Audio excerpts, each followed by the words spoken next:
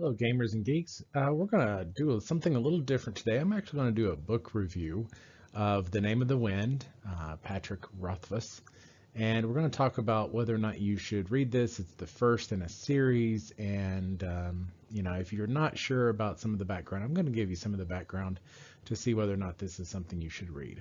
Now, let's just start off by saying that what it is. Now, this is a initiation story from a single point of view, the coming of age of a young male protagonist set in a fantasy world, and that's kind of the gist of it. The fantasy world is in depth. It is got a lot of fun kind of things about magic and what magic is that make it different than some of the others. And I'll go so far as to say that it is also a framed tale and a little unusual in that regard because the framed tale doesn't really wrap the story up. And that's kind of what I'm getting at. It is a series of books.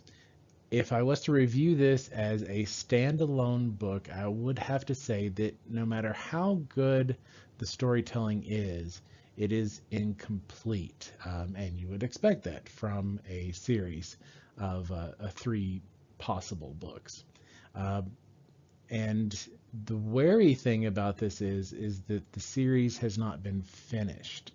So you're going to get a good story with a very soft ending, maybe almost like it's the first act of a series. And it is a very long book.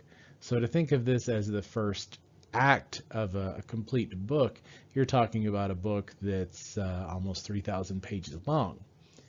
So with that being said, if you are looking for something that is going to be a well-told story and you do not care about the fact that it may not ever wrap up, because we're talking about the third book being over 10 years due, and there's very big questions about whether or not the book will ever be finished.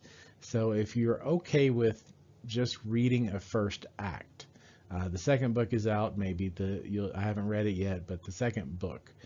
But what you're not going to get is a complete story. So that is the reason I'm doing this review is should you read it? And basically it just boils down to, are you okay with a partial story? When the third book comes out, we'll see how this entire story unfolds and we'll know more then. But that has been my review and whether or not you should read The Name of the Wind. And this is Ogre, an old guy's geekly review. And as always, everyone, have a wonderful day.